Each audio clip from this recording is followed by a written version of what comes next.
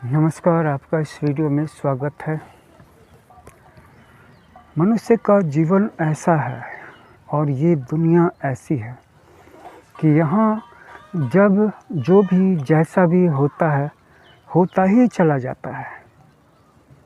किसी भी चीज़ का कोई रूल नहीं है, किसी भी चीज़ का कोई निश्चित नियम नहीं है।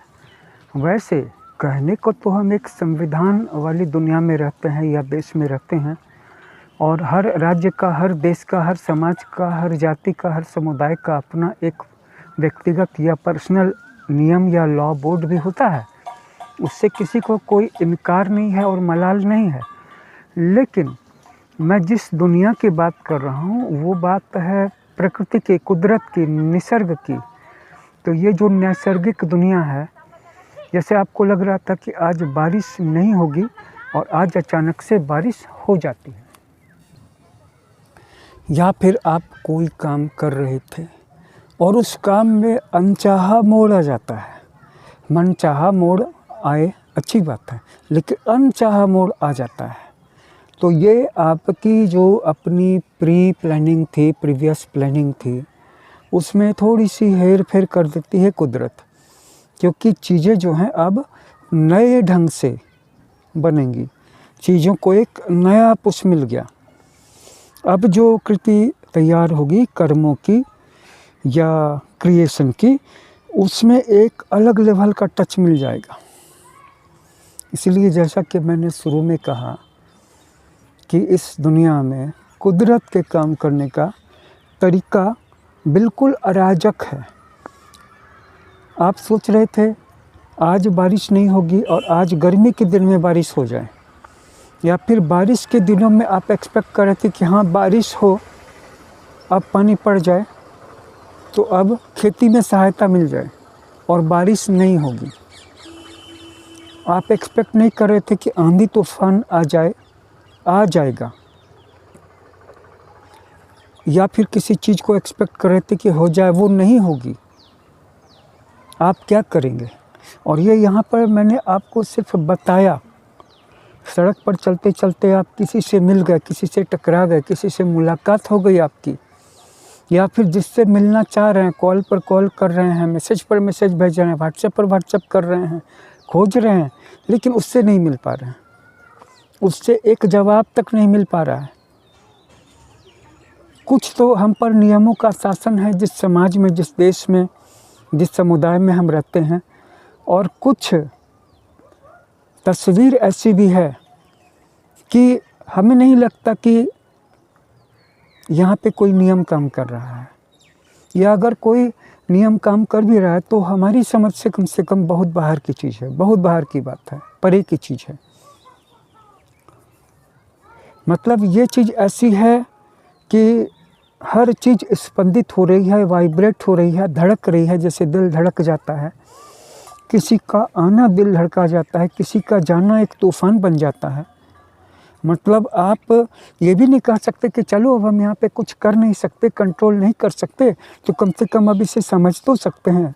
नहीं, समझने के लिए भी ये जहाँ पूरा बड़ा है, ये दुनिया बहुत बड़ी है, अनंत है, असीम है, इनफाइनाइट है।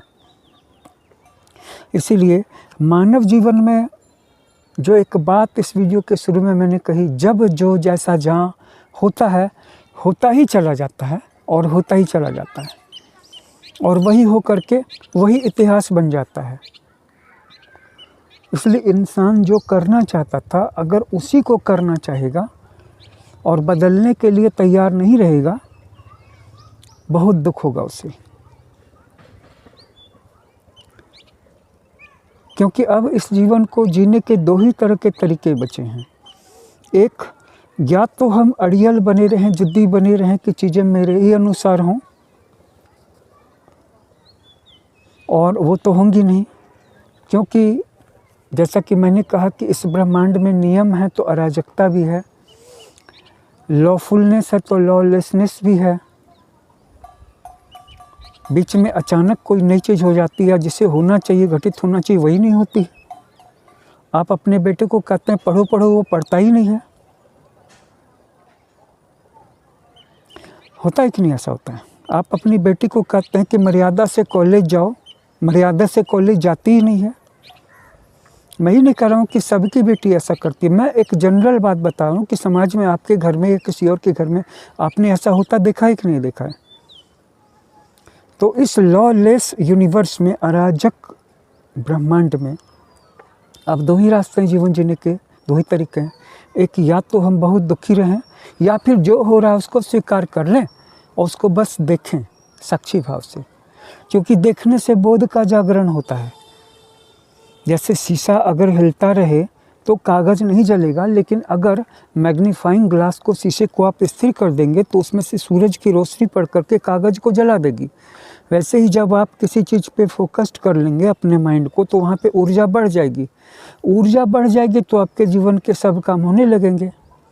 यही योग का सिखावन है, यही योग की शिक्षा है, यही ध्यान की शिक्षा है कि अपने मन को एकाग्र कर लो, अपने मन को पवित्र कर लो, अपने आचार को पाक साफ कर लो, पवित्र कर लो, सेक्रेड कर लो। इतना सेक्रेड कर लो कि ऊपर वाला यहाँ पे आके रह सके, क्योंकि तुम अपने रूम को धो लोगे, घर को धो लोगे, लेकिन ये वाली जगह अगर गंदी रह जाएगी ना, तो ऊपर वाला रहेगा कहाँ। वैसे तो उसके रहने के लिए पूरा ब्रह्मांड भी बहुत छोटा है, पूरा ब्रह्मांड भी, पूरा यूनिवर्स भी उसके लिए, उसको समा नहीं सकता है, क्योंकि खुद पूरे ब्रह्मांड को उसी ने बनाया, उसने उसको क्रिएट किया है। लेकिन आपके जीवन में तो शांति नहीं है ना, आपके जीवन में तो सुकून नहीं है ना। वो अल्लाह, वो खुदा, वो भगवान, वो गॉड, वो वाहे गुरु, चाहे जितना बड़ा हो, बड़े से बड़ा हो, लेकिन आपके जीवन में चैन सुकून मिल गया, आपको अमन आ गया, शांति छा गई, क्योंकि ये वाला जो घर है ये धोया हुआ नहीं था। यहाँ पे विकार थे, लोभ, क्रोध, मोह, माया, मत्सर, ईर्ष्या, जलन, द्वेष, दुश्मनी। इसके जगह पे हम लोगों के प्रति दयालु रहना शुरू कर दें, लोगों की मदद करना शुरू कर दें, क्योंकि हर एक धर्म, हर एक मजहब यही तो सिखाता है कि सबको अपना भाई समझो और सबकी मदद करो। संस्कृत में भी एक श्लोक है जिसमें कहा गया है, ओम सहना भवतु सहनौ भुनक्तु सह वीर्यं कर्वावहै तेजस्विनावधीतमस्तु मा विद्विषावहै। अर्थात हम सब एक दूसरे की मदद करते हुए आगे बढ़ें। और एक जगह ये भी प्रार्थना की गई, ओम सर्वे भवन्तु सुखिनः सर्वे सन्तु निरामयाः। सभी सुखी हों, सभी के जीवन में बाधाएं चली जाएं, किसी के भाग्य में दुख न दिखना पड़े, सभी मंगल का दर्शन करें। इसमें कहीं पर तो ये नहीं कहा गया कि हे प्रभु मेरा दुख चला जाए, मेरे ही जीवन में मंगल हो, केवल मेरे ही जीवन में सौभाग्य की वर्षा हो। तुलसीदास जी ने भी कहा है, पर पीड़ा सम नहीं अधमाई, परहित सरिस धर्म नहीं भाई, पर पीड़ा सम नहीं अधमाई। संस्कृत में भी इसी से मिलता जुलता एक श्लोक कहा गया है, जिसमें कहा गया है कि सबकी भलाई करना, परायों की भलाई करना सबसे बड़ा धर्म है, और पर पीड़न करना सबसे बड़ा, पर उत्पीड़न करना सबसे बड़ा धर्म है। तो यहीं पर तो धर्म और अधर्म की सीमा रेखा परिभाषित हो गई, डिफाइंड हो गई। और कौन सा ऐसा धर्म है, कौन सा ऐसा मजहब है जो ये नहीं सिखाता है। क्योंकि जिस वक्त हम इस स्व यानी कि इस मैं और मेरे की बाउंड्री में, इसकी चौहद्दी में, इसकी परिधि में रहेंगे, जीते रहेंगे, इसी के बारे में सोचते रहेंगे, कभी भी मुक्त नहीं हो पाएंगे, कभी भी ब्लिस नहीं मिलेगा, कभी भी सुकून और चैन, कभी भी अमन शांति नहीं महसूस होगी। साक्षी भाव से हर चीज़ को देखें और ज़िंदगी में जो भी घटता है दुनिया में उसको स्वीकार कर लीजिए, उसको लेकर के नाराज़गी मत पालिए। तब आपके अंदर आत्मिक अंतर्दृष्टि विकसित होगी और तब आप आत्मा के लेवल पे जाने की शुरुआत करेंगे। अभी तो हम सब शरीर के लेवल पे बातें आत्मा की करते हैं, चेतना की करते हैं, प्राण की करते हैं, ऊर्जा की करते हैं, मोक्ष की करते हैं, धर्म की करते हैं, भगवान की करते हैं और ब्रह्मांड की भी कर लेते हैं। लेकिन हैं हम चींटी से भी छोटे।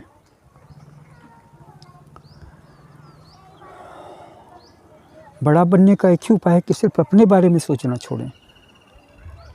अगर आपके पास पैसा है तो पैसे से दूसरे की मदद कीजिए, अगर आपके पास समय है तो समय से दूसरों की सेवा कीजिए, अगर आपके पास नॉलेज है, ज्ञान है, इल्म है, जानकारी है तो उससे दूसरों को आगे बढ़ाइए, अगर बहुत ज़्यादा नहीं समय दे सकते हैं तो थोड़ा सा समय दीजिए।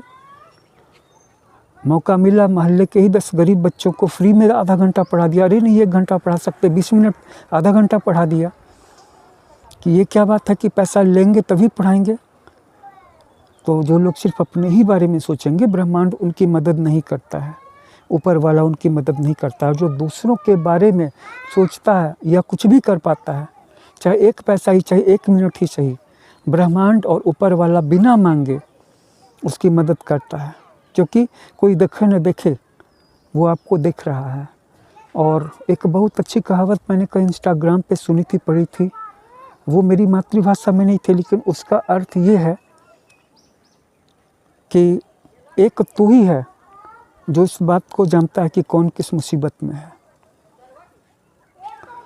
तो बस हमें यही सोच रखनी चाहिए कि कोई है जो हमें देख रहा है, और अगर हम दूसरों की भलाई करेंगे तब तो वो हमारे लिए सब कुछ करेगा। इसके अलावा और उद्देश्य क्या हो सकता है? बात इतनी है कि कोई लोग सीधी भाषा में समझाते हैं, कोई उल्टी भाषा में समझाते हैं, लेकिन मकसद या उद्देश्य तो एक ही होता है ना। क्योंकि मकसद और उद्देश्य अगर गलत हो या उल्टा हो जाए तो वो कितनी देर के लिए ब्रह्मांड में टिकेगा। क्योंकि ब्रह्मांड में जो सृजनकारी शक्तियाँ हैं, लेकिन विध्वंसकारी शक्तियाँ तो बहुत ज़्यादा ताकतवर हैं। हमारे हिंदू धर्म के शास्त्रों में कहा गया है कि ब्रह्मा जगत की रचना करते हैं, विष्णु पालन करते हैं, और अंत में शिव सब मिट्टियाँ मिट कर देते हैं। तो अगर इस दुनिया में कोई ऐसी सोच या कोई ऐसा दर्शन या कोई ऐसी सत्ता रहेगी जिसका आखिरी मकसद केओस फैलाना है, या लोगों को मिटाना है, या लोगों को अंत में दुखी करना है, भले ही वो ऐसा ना हो, या लोग उसके किसी मैसेज को मिस इंटरप्रेट कर लें, या अपने स्वार्थ के लिए अपने ढंग से उसकी कुछ बातों को या ऊपर से जोड़ी गई बातों को मिला करके देखना शुरू कर दें, परिभाषित कर लें और इस दुनिया में अराजकता फैला दें, तो वो बात एक अलग है। लेकिन ऐसी कोई भी सत्ता इस ब्रह्मांड में, इस दुनिया में एक क्षण के लिए भी कैसे रह सकती है, जब यहाँ पे मिटाने वाली शक्तियाँ, मिटाने वाली सत्ता खड़ी हैं और वो बस स्माइल करके तुम्हारा इंतज़ार कर रही हैं कि पाप का घड़ा भरने तो दो, फीता तो मैं ही काटूँगा, आगे बढ़ो, जितना आगे बढ़ सकते हो बढ़ो, फीता तो मैं ही काटूँगा अंत में। इसलिए कोई भी सत्ता, चाहे वो कितने भी सुप्रीम हो, सुप्रीम से भी सुप्रीम हो, अनमैनिफेस्ट से भी अनमैनिफेस्ट हो, जिसके बारे में आज तक किसी ने नहीं जाना, उसका छोर नहीं पकड़ पाया, उसका आखिरी उद्देश्य तो एक ही हो सकता है, सबकी भलाई, सबका सुख, सबके लिए ज़िंदगी, सबके लिए चैन व अमन। यह ब्रह्मांड अराजक जैसा दिखता है, लेकिन अराजक नहीं है। इस पर शासन करने वाली शक्तियाँ इसके पीछे मौजूद होकर के तटस्थ भाव से इसको देख रही हैं, और वो उस क्षण का इंतज़ार कर रही हैं जब पानी नाक के ऊपर बहने लगेगा। और हम सब इंडिविजुअल हैं, क्योंकि हम सब चींटियाँ, हमारी औकात नहीं है कि हम पहाड़ के बारे में बात कर सकें, भगवान के बारे में बात कर सकें, अल्लाह के बारे में बात कर सकें, खुदा के बारे में बात कर सकें, गॉड के बारे में बात कर सकें, परवरदिगार के बारे में बात कर सकें, यहोवा के बारे में बात कर सकें, या फिर बुद्ध के बारे में बातें कर सकें, या फिर वाहे गुरु, क्योंकि ये सब तो पहाड़ हैं, हम सब चींटियाँ भी नहीं हैं इनके सामने। कुछ तो ऐसे भी लोग हैं जो इनकी तुलना करते हैं आपस में कि विष्णु बड़ा है, कि शिव बड़ा है, कि काली बड़ी है, कि दुर्गा बड़ा है, कि राम बड़ा है, कि अल्लाह बड़ा है, कि जीसस बड़े हैं, कि गॉड बड़ा है, या ये बड़ा है, ये छोटा, ये तक कहने का साहस कर देते हैं कुछ लोग। तो उनकी बात मैं नहीं करता, लेकिन मैं एक बात जानता हूँ कि तुम सूरज के ऊपर धूल फेंकोगे ना तो वो उस तक नहीं पहुँचेगी। तुम सूर्य को गाली दोगे या उसकी प्रशंसा करोगे, उस तक वो बात नहीं पहुँचेगी। वो धूल, वो गाली लौट करके तुम तक ही आएगी। अगर तुम सूर्य की प्रशंसा करोगे तो उस प्रशंसा का फ़ायदा तुम ही को होगा। चाहे तुम शिव को मानो, चाहे अल्लाह को मानो, चाहे वाहे गुरु को मानो, चाहे जीसस को मानो, चाहे बुद्ध को मानो, या चाहे राम को मानो, या हनुमान को मानो, जो तुम उनकी प्रशंसा करते हो, उनकी प्रशंसा उन तक क्या पहुँचेगी? वो कई गुना होकर के रिटर्न करके तुम्हारे ही जीवन में भलाई करेगी। ऊपर वाले की प्रशंसा में, सराहना में, स्तुति में, प्रार्थना में सजदे पढ़ो, आयतें पढ़ो, प्रार्थना पढ़ो, हिम्स पढ़ो, रिसाइट करो, प्रेयर करो, श्लोक पढ़ो, मंत्र पढ़ो, सब चलेगा। सारे धर्म अच्छे हैं, सारे मार्ग अच्छे हैं, सारी पुस्तकें पवित्र हैं, अच्छी हैं। मैंने कभी किसी भी धर्म को गलत नहीं कहा, मैंने कभी किसी भी मज़हब को या किसी की किताब को गलत नहीं कहा। बात सिर्फ उसके इंटरप्रिटेशन की है या मिस इंटरप्रिटेशन की है। हाँ, कुछ व्यक्ति आपको लगेगा कि ज़्यादती कर रहे हैं या गलत कर रहे हैं, कुछ धर्म के नाम पे कर रहे हैं, कुछ बिना धर्म के नाम पे कर रहे हैं, तो उसकी चिंता उतनी नहीं है, क्योंकि कर्म का फल तो मिल ही जाता है ना, कर्म का फल मिल ही जाता है, इससे किसका इनकार है। लेकिन यहाँ पर चूँकि हम सब, जैसा कि मैंने कहा कि हमारी खुद की औकात बहुत छोटी है, चिट्टियों जैसी है, तो हमारे हाथ में तो बस इतना ही है ना कि हम अपने जीवन को कैसे सुखी और खुश बनाएं, हैप्पी बनाएं। इसके लिए लोगों की भलाई करने के अलावा और कोई चारा नहीं है। दो रास्ते हैं, एक तो ये कि जो घटता है उससे बहुत नाराज़गी मोल लें, और दूसरा ये कि उसको स्वीकार कर लें और इसके बाद जो कर सकते हैं वो करें। मैं ये नहीं कहता कि ये मेरा विचार है, क्योंकि कुछ भी मेरा जैसा नहीं है। इस जीवन में जब भी, जो भी, जहाँ पर भी जैसा हो जाता है और वही हो जाता है। इसलिए जब जो निकल जाता है, जैसा बोला जाता है, बस वही निकल जाता है। ये कोई क्रिएशन नहीं है, ये सिर्फ अभिव्यक्ति है, जो अंदर में था वो बस बाहर आ गया। कोई भी इंसान या कोई भी प्राणी किसी नई चीज़ की क्रिएशन नहीं कर सकता, नई चीज़ की रचना नहीं कर सकता। वो किसी पुरानी ही चीज़ को बस एक नया आकार दे सकता है। जैसे इंसान है, आज सफ़ेद शर्ट पहन ले, कल सालिस ब्लू रंग की शर्ट पहन ले, या कोई स्त्री है कल नीले रंग की साड़ी पहन ले, या परसों फिर ऑरेंज कलर की सूट पहन ले। लेकिन इंसान वही है, सिर्फ कमीज या साड़ी या सूट का रंग बदला है। हम सब एक ही हैं, इस बात को याद रखना होगा। हम सब एक ही थे, एक ही हैं और एक ही रहने वाले हैं।